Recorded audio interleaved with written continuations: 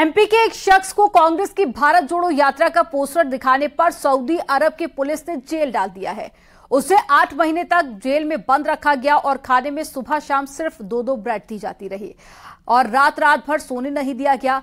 परिजनों का आरोप है कि इंडियन एम्बेसी ने भी उसकी मदद नहीं की है। परिवार की तमाम कोशिशों के बाद भी आखिरकार 4 अक्टूबर को उसकी वतन वापसी हो सकी है। एक रिपोर्ट आपको दिखाते हैं।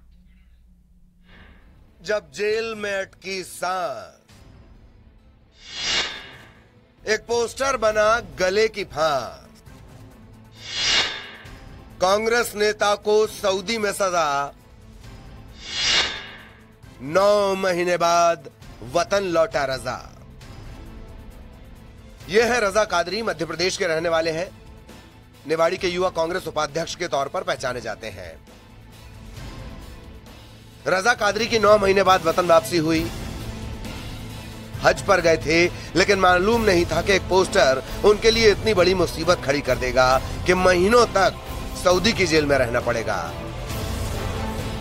हर लम्हा जिंदगी की जंग लड़नी पड़ेगी, हालात और भूख से लड़ना पड़ेगा। रजा कादरी का आखिर कसूर क्या था जिसकी वजह से उन्हें सऊदी में सलाखों के पीछे धकेल दिया गया और जहां से उन्हें बाहर निकालकर अपने देश लौटने के लिए 9 महीने लग गए। ये कहानी खुद रजा कादरी की जुबानी सुनिए, जो उन्होंने न्यूज़ 18 के कैमरे पर बयां की। मैं 21 जनवरी को मेरी फ्लाइट थी दिल्ली से सीधा जद्दे के लिए फ्लाइट थी। दिल्ली से जद्दा गया मैं हज यात्रा के लिए।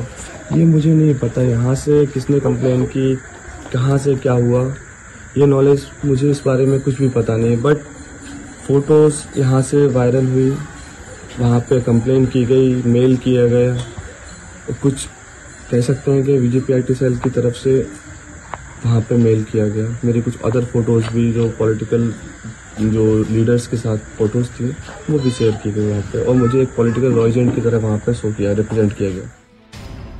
21 जनवरी को अपनी दादी के साथ हज के लिए मक्का गए रजा कादरी को पता नहीं था कि भारत जोड़ो का एक पोस्टर उनके सामने आफत का अंबार लगा देगा। मक्का के हरम मस्जिद में भारत जोड़ो यात्रा के पोस्टर के साथ तस्वीर खिंचवाने के बाद उन्हें गिरफ्तार कर जेल में डाल दिया गया और सजा के तौर पर वहां उनके साथ जो कुछ हुआ उसे सोचकर आज भी रजा कादरी सहम जाते हैं। ना ही भरपेट खाना मिलता था और ना ही चैन की नींद, बस कुछ था तो वो अंधेरे का साथ और अपनों की याद।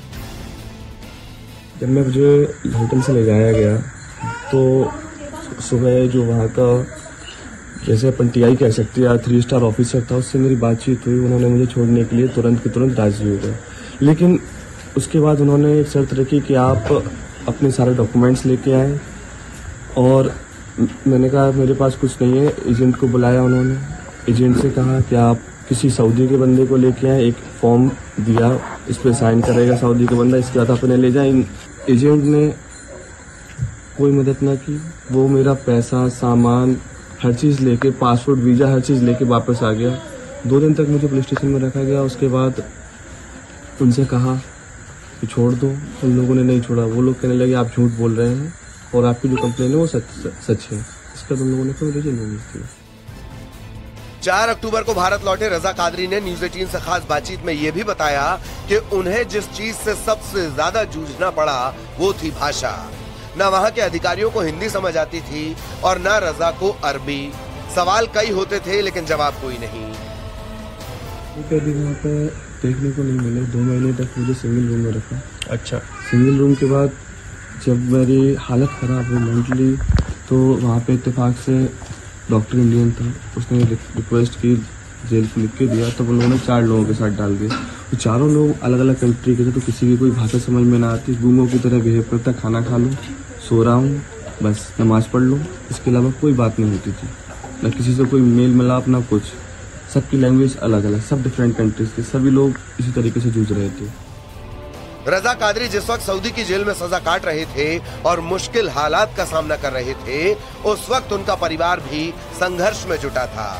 संघर्ष रजा की वापसी के लिए, लेकिन आरोप है कि दरवाजा हर किसी का खटखटाया, मदद कहीं से नहीं मिली। ये लास्ट में मुझे पता चला, जो इन्वेस्टिगेशन ऑफिसर था, कि एजेंट ने मुझे पकड़वाया और एजेंट ने इसके लिए 15,000 रियाल का रिवॉर्ड लिया है। और मेरे पास बैग में भी कुछ पैसा पड़ा था, यहाँ से जब जा रहे हैं तो कुछ खरीदारी करेंगे। दादी भी साथ में है, उनकी बीमार वगैरह के लिए, इसलिए थोड़ा पैसा लेके गया था, तो वो सब पूरा एजेंट ने ले लिया। उसके बाद घर वालों से यहाँ पे छुड़ाने के नाम पे कई बार किस्तों में उन्होंने पैसे की ठगी की है। और तो और फिर उसने एक बार मना कर दिया, फिर उसके और साथी, एक जो जयपुर का था, एक टीकमगढ़ का था, इन लोगों ने भी घर वालों से पैसा लिया कि हम आपकी बात करा देंगे, हम रजा को लेके आ रहे हैं, रजा से बात हो जाएगी आपकी। और 2-3 बार तो टिकट भी बुक करा लिया है। सभी के कुछ लोगों के मैसेज भी मेरे पास पड़े हुए हैं। और उन लोगों से मैंने आने के बाद बात की तो वो लोग इस तरीके से बिहेव कर रहे हैं कि कुछ कहने से तो कोई लोग तो फोन ही नहीं उठा रहे हैं। रजा कादरी सऊदी से भारत तो लौट आए हैं, लेकिन उनकी हरकत ने कई सवाल खड़े कर दिए। सवाल यह कि मुस्लिम समुदाय के सबसे पवित्र स्थल मक्का में आखिर इबादत जरूरी थी या सियासत।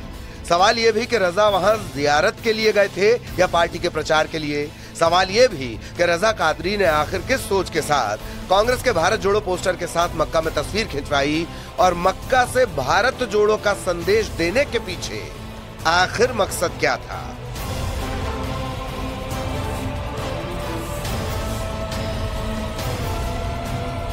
हृदयेश तिवारी, न्यूज़ 18।